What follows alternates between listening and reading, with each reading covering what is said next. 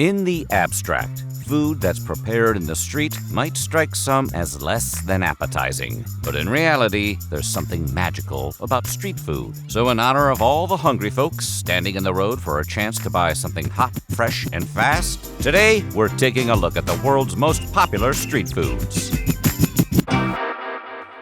But before we get started, be sure to subscribe to the Weird History Food channel. After that, please leave a comment and let us know what other global cuisines you would like to hear about.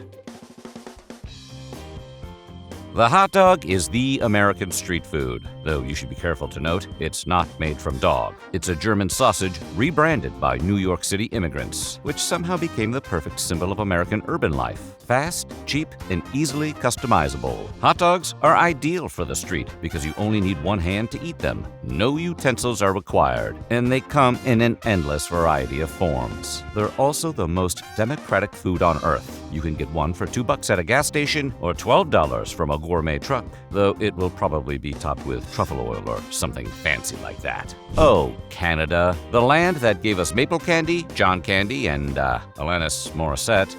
We ran out of candies. Canada's signature street snack is poutine, which is fries, cheese curds, gravy, and that's it. But like the hot dog, it can be dressed up quite a bit. For example, with lobster, bacon, or peppers. Invented in rural Quebec, poutine is messy, rich, and almost impossible to eat neatly. Nonetheless, it's the perfect late-night comfort food, the kind of thing you buy at 1 a.m. after a hockey game.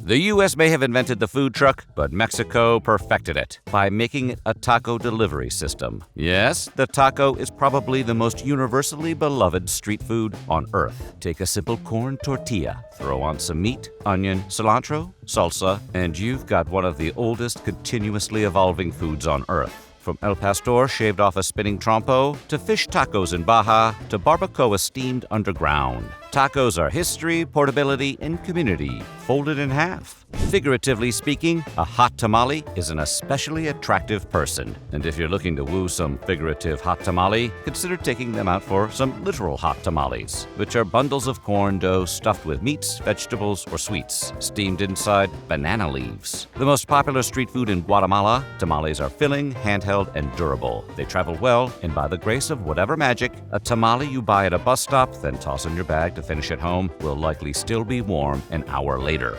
Ceviche is the anti-street food street food. No, it's not picking fights with hot dogs and tacos. But unlike the other street treats we've already laid out, you need utensils to eat it, and you need to actually take a moment to enjoy it. Made with lime juice, chili, onions, and fish that were usually still swimming just hours earlier, it's cold, delicate, and technically raw. But in Peru, it's everywhere. Ceviche is the living, breathing proof that street food doesn't have to be wrapped in a bun or tortilla to be beloved. Okay, it's not living or breathing, but you get it.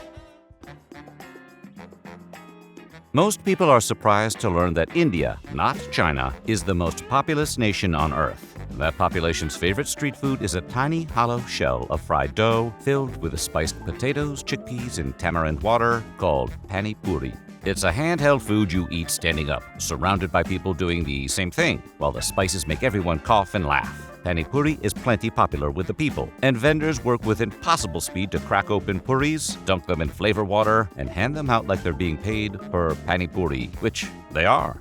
As Beyoncé taught the world, when life serves you lemons, you make lemonade. And true to that, when the French served the Vietnamese the lemons of colonialism, they made them into the lemonade of banh mi. To be clear, a banh mi isn't lemonade. It's a French baguette stuffed with Vietnamese pickles, pork, pate, chili, and cilantro, and is crunchy, savory, sweet, and spicy, all at once. No one likes colonialism, even when it happens to result in delicious street food, but the banh mi is a colonial history turned into culinary brilliance, one Beyoncé would approve of. China is the second most populous nation in the world, and the people who live there enjoy Jet Li movies, walls that can be seen from space, and jianbing. For the uninitiated, jianbing is a savory crepe made from a flour and egg batter that's stuffed with the sauces and fillings, which may include scallions, chili, lettuce, and a crunchy fried cracker. Vendors just fold it up, wrap it in paper, hand it over, and bam! You're off with your meal in your hand. Its filling only costs around $1, and there are variations for almost every different taste and region in the country. That versatility is part of what makes this street food the go-to breakfast for millions of Chinese. Based on the Fast and Furious movies, you might assume the people of Japan are too busy learning how to drift their cars to cook. Luckily, they've got takoyaki, one of the most instantly recognizable street foods in the world. Takoyaki are golden spheres of batter filled with diced octopus, slathered in sauce and mayo, and topped with fluttering bonito flakes. They're hot, messy, and by all accounts, deeply comforting. Incidentally, Japanese street food cultures thrive during festivals, when you'll find stalls selling skewered yakitori, sweet taiyaki, and savory okonomiyaki. Once a wartime government campaign to boost rice noodle consumption, Pad Thai defied the odds to become Thailand's global culinary ambassador. It's fried noodles with egg, shrimp, tofu, peanuts, and lime. And it seems to come together in 30 seconds or less, which is better than Domino's can do even on their best day. Pad Thai is the most popular street food in Thailand. And that's really saying something, because if you've ever been to Bangkok, you know that by night, entire blocks transform into open-air restaurants. Steam clouds rise, scooters weave between tables, and everyone eats outside. In other words, in Thailand, street food isn't the alternative, it's the default. Thanks to Tony Stark in The Avengers, we've all heard of shawarma. At least we're familiar with the word shawarma. But if you're not familiar with the street food itself, it's meat and bread engineered for maximum convenience. Wrapped, rolled, ready to go. The meat is usually lamb or mutton that's been thinly sliced, stacked, and roasted on a slow-turning vertical spit. That being said, it can also be chicken, turkey, veal, beef, or falafel. In any case, once roasted, the surface is shaved off, and it can be served in a number of ways, usually with some type of garlic sauce. Worth noting is that shawarma is the ancestor of gyros, doner kebab, and pretty much every wrap-style street food that followed. So if you're into any of the above, direct your gratitude to shawarma. Falafel is, in a sense, the Middle East's answer to the burger. It's fried chickpeas or fava beans tucked in pita with salad and tahini, resulting in a crisp, savory patty that just happens to be vegan. Falafel likely comes from Egypt, and legend says it dates back to the time of the pharaohs. It is cool to think about King Tut chowing down on the same thing you eat while rushing to make a train, but historians, party poopers that they are, say the earliest reference to falafel only goes back to the 19th century. Whatever the case, falafel is a top-tier street food because it's cheap, quick, and shockingly consistent. For whatever reason, there are some foods people only want to eat at certain times of day. And if it's evening in Nigeria, that food is suya. Suya is skewers of thin sliced beef, lamb, ram, goat, or chicken, grilled over open coals, and coated in a peanut-based spice rub called yaji. It's smoky, spicy, and addictive. And in Nigeria, it's what you eat while standing around a grill at midnight, arguing about football with your friends. Guinea pigs aren't pigs, and they're not from Guinea. But what is from Guinea is fufu. This popular street food is made from pounded plantains or cassava, and it has a smooth, stretchy texture that pairs beautifully with rich Guinean sauces and soups. Prepared fresh by street vendors, it's a hearty, filling meal that's easy to eat on the go and keeps you energized throughout the day.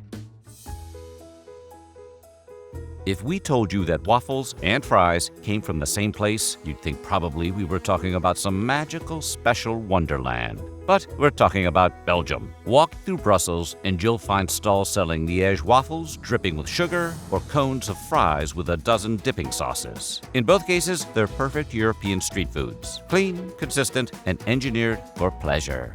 Empanadas are muy bueno. A beloved street food in Spain, they're known for their crispy golden crust and flavorful fillings, like tuna, chicken, or seasoned beef, often mixed with onions, peppers, and spices. They can be found in markets and street stalls across the country, and their portable shape and rich taste make them a favorite among both locals and tourists. Fish and chips are, well, fish and chips. And when served in a paper wrapper, they make for the perfect UK street food. As a meal, they embody the nation's culinary heritage and love for hearty, comforting foods. And they're convenient for eating on the go while exploring busy British streets or seaside towns. Fish and chips aren't flashy or trendy, but they are the blueprint for every takeout food that came after them. The only meal that could possibly be more British is if you were eating beetles. So what do you think? And which of these street foods sounded best to you? Let us know in the comments below. And while you're at it, check out some of these other videos from our weird history.